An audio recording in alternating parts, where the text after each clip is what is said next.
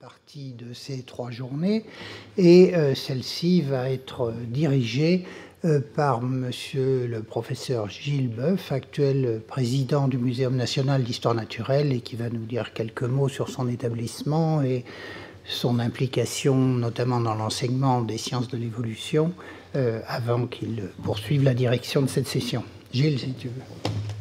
Merci beaucoup Armand. Bonsoir à tous. Alors, mon premier regret, c'est que je n'ai pas pu assister aux 3 journées de vos sessions parce qu'il y avait 2 congrès en même temps, 2 colloques en même temps au muséum, mais je dois montrer mon intérêt pour tout. Et on avait un congrès sur les savoirs patrimoniaux et sur la valorisation des produits locaux. Donc je me suis retrouvé avant-hier soir dans la Grande Galerie et puis hier après-midi à présider une session à l'UNESCO. Donc je suis venu vous retrouver ce matin parce que vos domaines m'intéressent bien sûr au plus haut plan.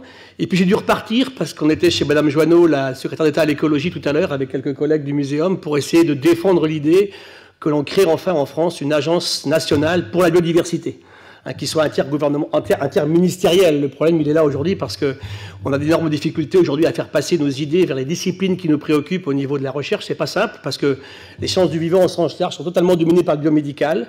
Et les programmes scientifiques uniquement donc noyautés par le MEDA, du ministère de l'Environnement, sont encore pas très bien perçus. Donc vous voyez, on navigue dans de la politique générale qui a de très grandes répercussions sur notre efficacité, bien sûr, en matière de programmation scientifique et liée aux disciplines que l'on évoque, que vous évoquez dans ce colloque depuis quelques jours. Alors, le Muséum d'histoire naturelle, c'est vrai que, bon, il fait toujours rêver. Darwin, c'est vrai que notre plus grand regret, c'est qu'il n'ait pas été au Muséum national d'histoire naturelle, parce qu'on en aurait tous été extrêmement ravis. On avait quelques grands noms, bien sûr, à l'époque. D'ailleurs, certains qui ont un petit peu de mal au début, puis qui se sont mis à ces idées. Les médecins ont été parmi les premiers qui ont bien accepté ces idées-là, en fait, en France à l'époque.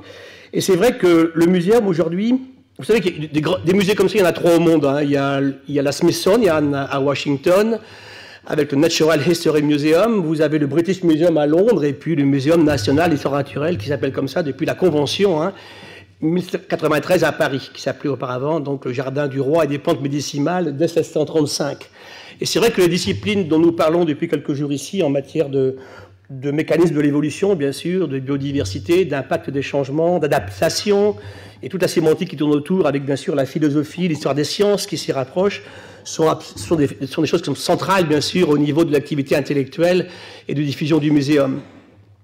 Alors, le muséum, aujourd'hui, en gros, c'est à peu près 2500 personnes, dont 1000 sont dédiées à la recherche. À vous donner un petit peu une idée, environ 500 ingénieurs techniciens et puis 500 chercheurs, dont la moitié sont muséums, l'autre moitié étant d'autres organismes français, le CNRS, le grand frère à nous tous, bien évidemment, mais aussi l'Université Pierre et Marie Curie, un petit peu Paris 7, l'IRD, qui est très, très présent maintenant avec nous pour les questions de recherche au développement, et puis aussi, on a quelques équipes de l'INSERM. Donc simplement, j'étais très heureux de venir, bon c'est un petit peu tard, je sais bien, donc je vais introduire les 2 dernières, donner des exposés. Simplement, je suis extrêmement reconnaissant à Armand de développer dans une maison comme celle-ci ces thématiques, ces disciplines. Ce matin, on a beaucoup parlé de l'Académie des sciences, et c'est vrai qu'on a du mal, nous aussi, à faire passer ces idées à ce niveau-là. Tout est vraiment noyauté par de très fortes connotations de biologie, en fait, médicale, de neurosciences, d'immunologie. Et il n'y a pas beaucoup de gens, en fait, qui sont conscients des problèmes que l'on rencontre aujourd'hui. Il est évident que les difficultés actuelles de la planète, avec l'humain qui l'habite, vous savez que, simplement, depuis que je suis né, nous avons doublé la population humaine. Et nous serons 50% de plus en 2040. Donc, bien sûr, l'impact, il est évident. Donc, ces disciplines de comprendre l'adaptation, la plasticité, la capacité du vivant à réagir à ces agressions perpétuelles, environnementales et liées, bien sûr, à l'heure actuelle aux pressions anthropiques, elle est fondamentale.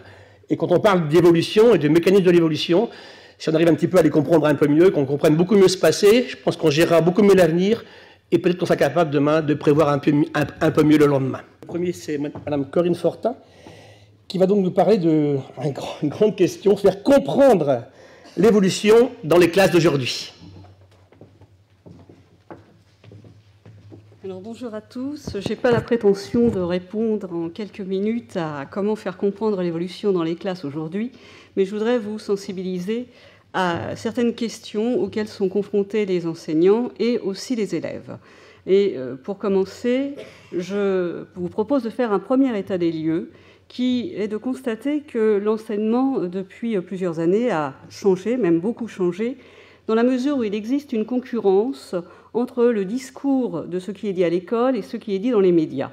Et les élèves, actuellement, n'accordent plus forcément un grand crédit à ce qui est dit à l'école, et ils vont rechercher des informations ailleurs, et entre autres via Internet ou à la télévision, et ils mettent sur le même plan ce que dit le professeur et ce que dit le journaliste. Donc, du coup, si vous voulez, l'école n'est plus perçue comme le canal privilégié de la transmission du savoir, et il s'ensuit que ce qui est dit à l'école n'est pas vécu comme étant une vérité éprouvée, mais plutôt comme le résultat d'un consensus mou qu'il faut en quelque sorte valider, ou, comment vous dire plus exactement, qu'il faut affronter. Alors, comment l'école, dans ces cadres-là, peut-elle agir et réagir face à d'éventuelles critiques ou à la négation de l'évolution? Alors, la première question, c'est de savoir si les élèves doutent vraiment de l'évolution. Et pour tenter de répondre à cet aspect-là, on peut prendre en compte les conceptions des élèves. Ce qu'on appelle les conceptions, ce n'est pas forcément des idées fausses, c'est seulement une représentation qu'ils se font de l'histoire du vivant, j'allais dire, sans avoir d'a priori scientifique. Donc, ils essaient de décrire cette histoire du vivant sous différentes modalités. Et puis, il y a un autre niveau, c'est qu'ils demandent des preuves de l'évolution quand on parle d'évolution en cours. Et donc, voilà quelques-unes des conceptions que je vous propose qui ont été issues des travaux en didactique de la biologie, et en particulier, donc, plusieurs conceptions. La première d'entre elles, c'est la conception dite pseudo-évolutionniste, qui considère qu'il y a une origine commune, donc qui est... Alors, j'arrive pas à trouver la flèche pour centrer... Bon, c'est pas grave. L'origine commune est donc en bas, si vous voulez, à tous les êtres vivants. Ils envisagent une diversification des espèces. Le point noir, le petit point noir représente en fait l'extinction et la flèche, le temps. Alors, dans cette idée-là, on pourrait croire que les élèves admettent volontiers l'évolution. En fait, ce n'est pas l'évolution scientifique, c'est l'idée d'une transformation. Pardon, oui, c'est... Ah voilà, pardon, et je... Attendez, je prends tout, pardon. Ah voilà, merci, voilà. Alors, l'origine commune ici, donc la flèche qui indique là le temps, la diversification des espèces à ce niveau-là, et l'extinction ici. Donc ça, c'est une représentation qui est pseudo-évolutionniste parce qu'elle ne fait pas référence à la vision scientifique de l'évolution. Alors, une autre représentation qui est très proche de celle qui vient d'être décrite schématiquement, c'est une représentation qu'on dit concordis, c'est-à-dire que dans ce cas-là, les élèves adoptent l'idée d'une origine commune et d'une transformation des espèces, mais ils recherchent une justification religieuse. Et donc, ils vont puiser, soit dans le Coran, soit dans la Bible, pour justifier d'une transformation des espèces au cours du temps. Alors là, vous avez deux citations d'élèves de lycée qui expriment leur point de vue en s'appuyant sur le Coran ou sur la Bible. Alors, une autre conception qui est une conception dite transmutationniste, qui admet là aussi une origine commune, qui admet aussi une transformation des espèces au cours du temps, mais vous remarquerez que par rapport à la conception précédente, il n'y a pas d'extinction. Alors, je vous propose ici un schéma d'un élève de 4e qui illustre assez bien la conception précédente, à savoir on part d'une cellule qui se transforme en un animal marin pour devenir un poisson, qui lui-même se transforme en un reptile, puis une série de transformations qui conduisent aux dinosaures, et ensuite gorille, singe, homme. Alors, ce qui est intéressant dans ce schéma, si vous remarquez bien, c'est que chaque forme existe. Et pour les élèves de collège, les dinosaures n'ont pas nécessairement disparu. Donc, ils maintiennent cette idée d'une sorte de métamorphose, de l'histoire du vivant par métamorphose.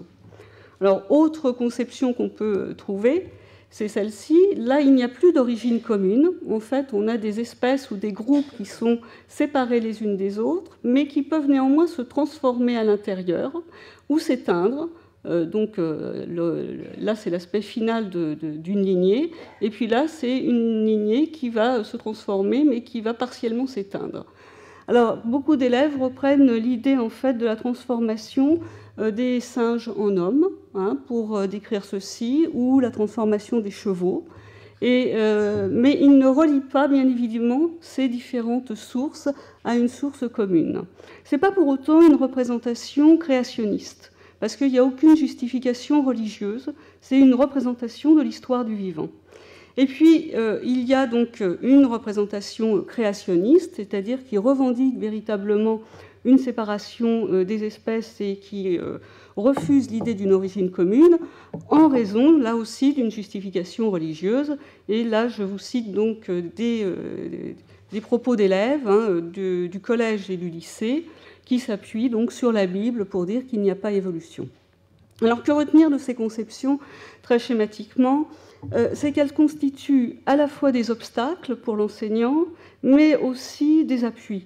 Obstacles parce qu'il y a bien évidemment une très grande distance entre la conception des élèves et le discours du scientifique, mais il y a aussi des appuis parce que l'idée d'une origine commune est finalement assez bien acceptée, et l'idée d'une transformation aussi.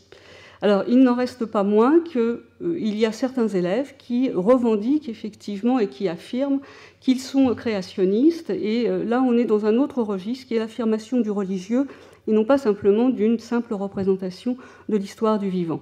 Alors, il faut que les enseignants, bien évidemment, fassent avec ces représentations, même s'ils n'en ont pas toujours conscience, et ils vont travailler un cours sur l'évolution, malheureusement, sans toujours avoir pris conscience de ces représentations qui ont été mises en évidence par les travaux de didactique de la biologie. Alors, là aussi, il faut souligner un aspect très, très important, c'est que les élèves, finalement, ont une exigence, ils veulent comprendre l'évolution.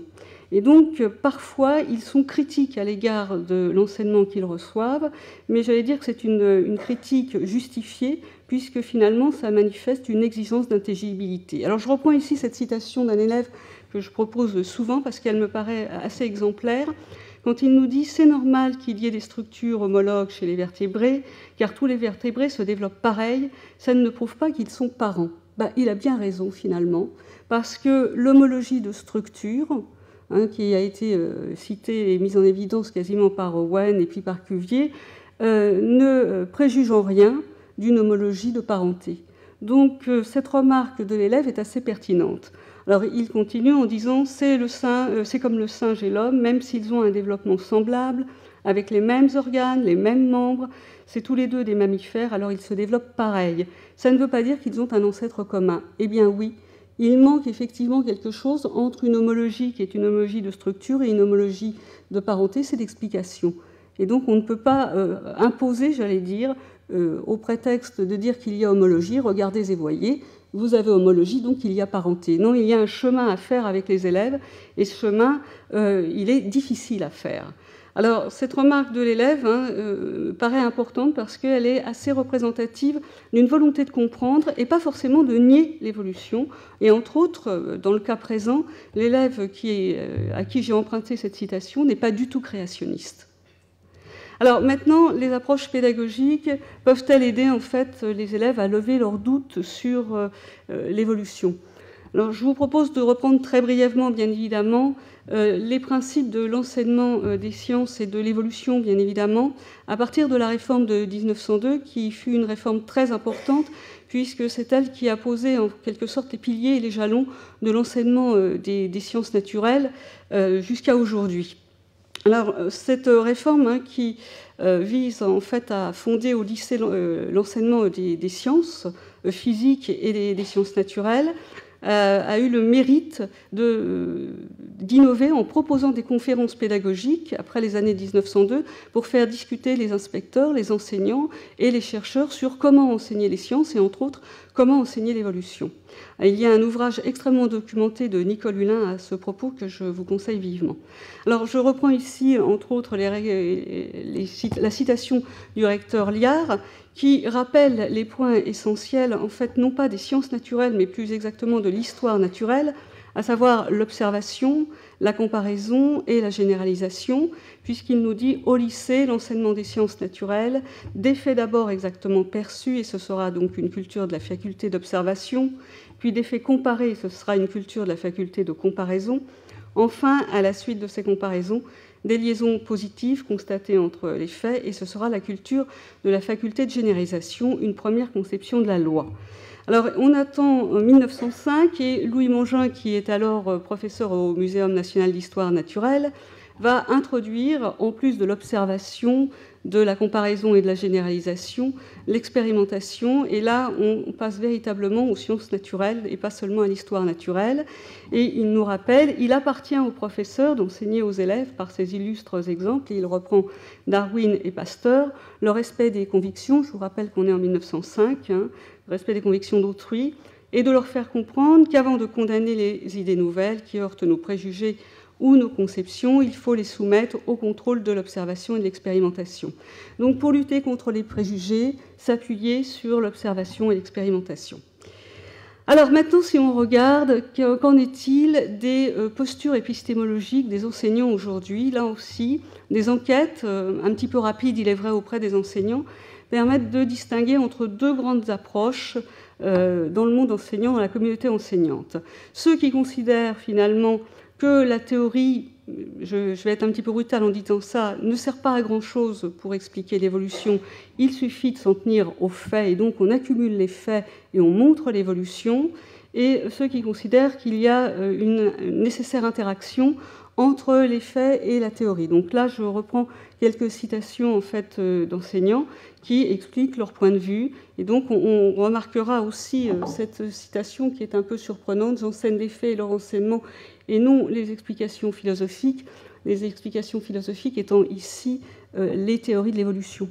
Alors, c'est important parce que actuellement, les enseignants n'enseignent plus, enfin les enseignants de biologie, pardon, n'enseignent plus la théorie de l'évolution en tant que théorie, puisque c'est confié aux professeurs de philosophie, ce qui est une très bonne chose par ailleurs. Mais je veux dire qu'il est dommage que les biologistes ne soient pas non plus en mesure d'enseigner cette théorie. Alors maintenant, si on fait le point un petit peu rapide, et c'est même un raccourci, entre 1902 et aujourd'hui, on pourra remarquer que tout est axé sur ce qu'on peut appeler, d'un mot un peu malheureux, la pédagogie de la monstration, dans le sens qu'il s'agit de montrer. Il faut, coûte que coûte, faire voir aux élèves l'évolution. Et pour faire voir l'évolution, il faut montrer des faits d'évolution, donc anatomiques, embryologiques et moléculaires. Alors, il y a un intérêt et une limite à cette pédagogie de la monstration.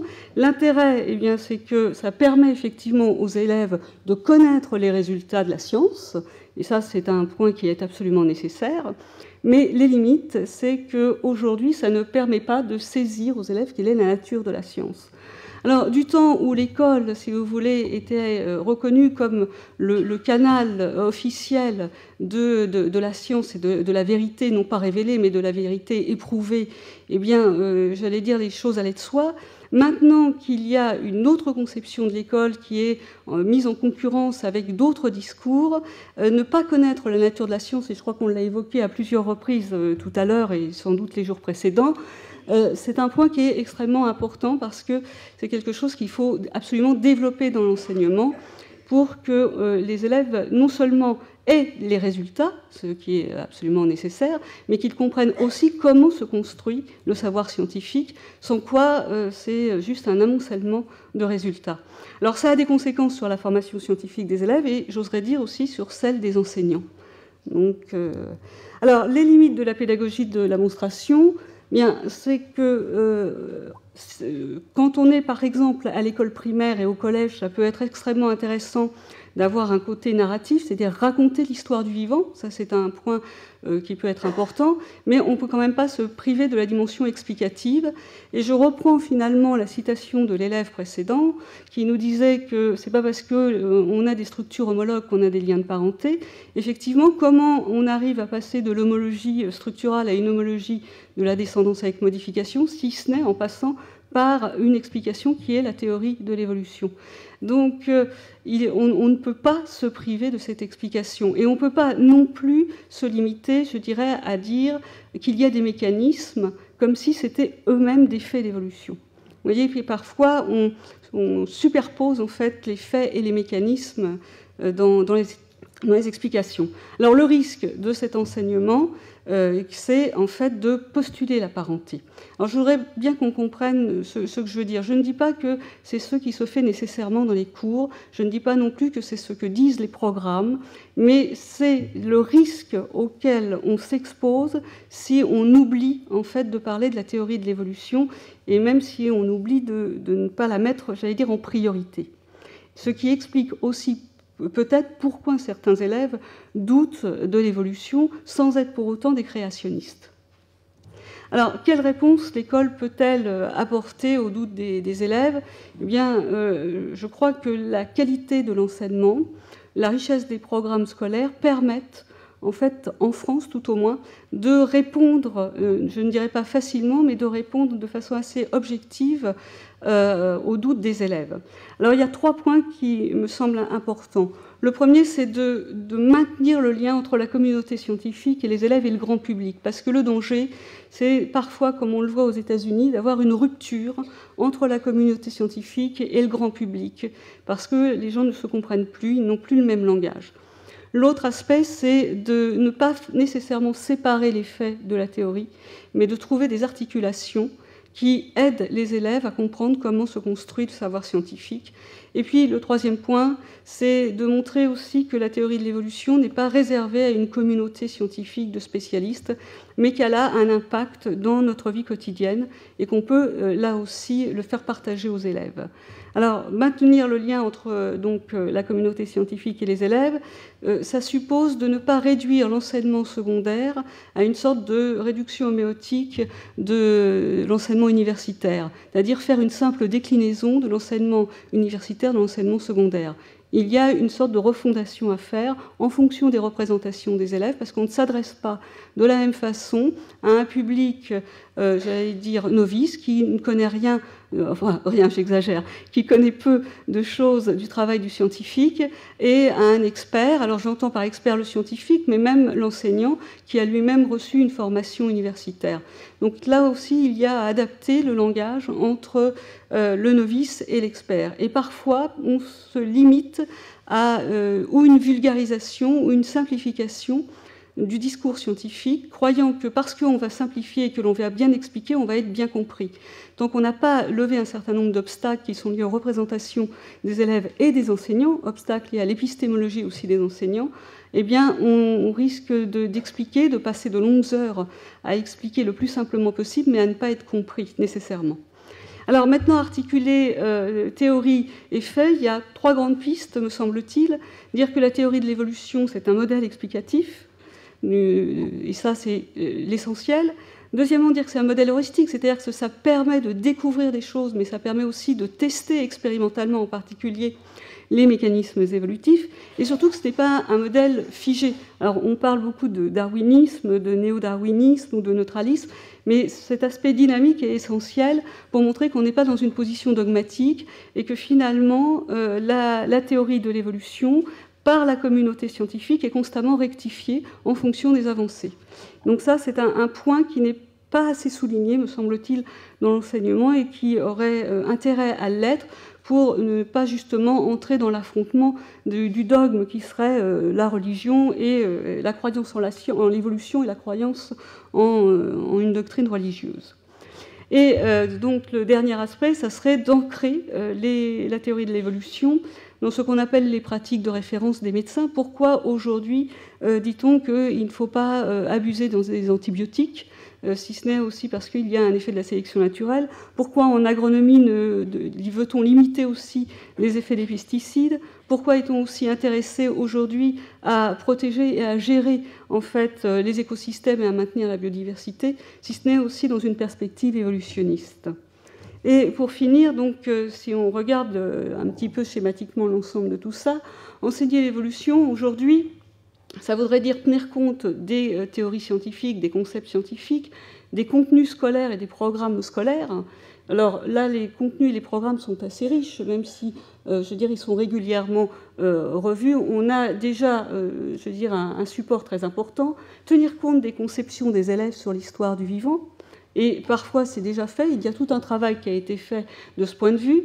Prendre en compte les traditions pédagogiques des enseignants, qui sont donc principalement une pédagogie de la monstration avec les résultats et les faits. Et puis ce que j'ai mis en jaune, c'est peut-être un petit peu l'avenir de l'enseignement de l'évolution, c'est-à-dire développer et répondre à l'exigence d'intelligibilité des élèves, développer l'aspect épistémologique sur qu'est-ce que la nature de la science, quel est le rôle de la théorie, et quelles sont les relations entre les faits et les théories, et puis pour finir, l'impact de la théorie dans le quotidien. En fait, c'est une sorte de triangle, je n'ai pas réussi à relier là ce dernier point, mais ça serait une sorte de triangle.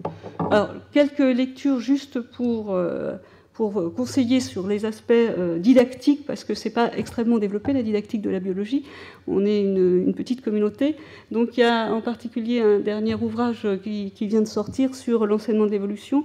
Ce n'est pas pour faire de la publicité à cet ouvrage, mais c'est parce qu'il rassemble aussi bien des biologistes que des enseignants de terrain, que des chercheurs en didactique, et ça permet un petit peu de voir différents points de vue. Voilà, je vous remercie.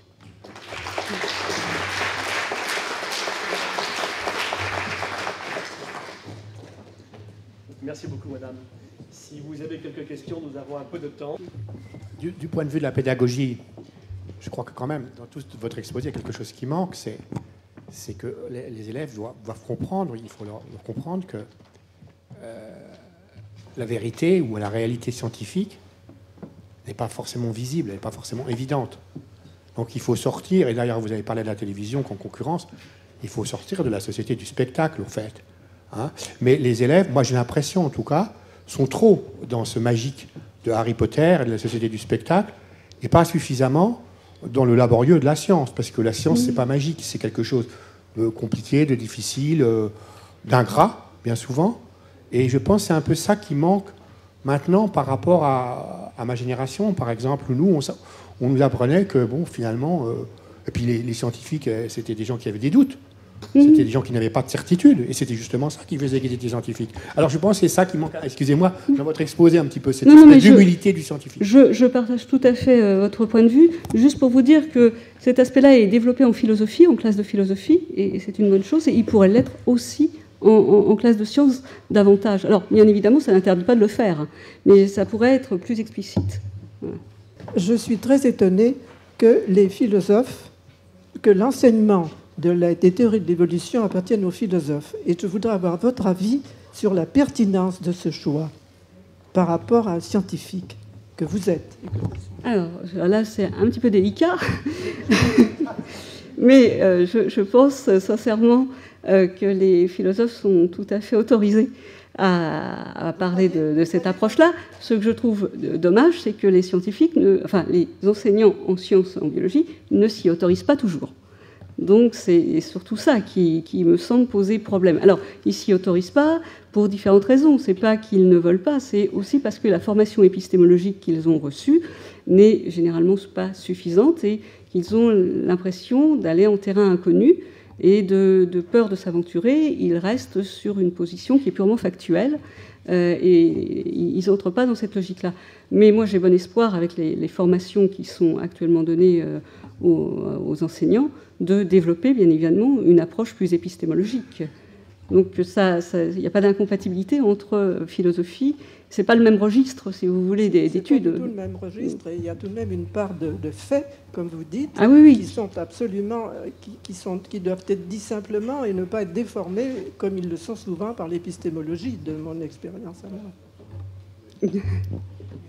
Depuis quand c'est aux philosophes de parler d'évolution dans les classes? Alors, il faudrait demander aux collègues de philosophie, je n'ai pas la date, mais ça date de... ils parlent du darwinisme, si vous voulez, ils parlent du darwinisme. Voilà, c'est principalement du lamarckisme et du darwinisme qui est évoqué. Ils ne parlent pas des théories nouvelles de l'évolution. Hein, voilà, c'est pas cet aspect-là. Mais le problème, c'est qu'actuellement, dans l'enseignement de l'évolution, on ne parle pas, en biologie, par exemple, du darwinisme. Voilà, c'est autre chose.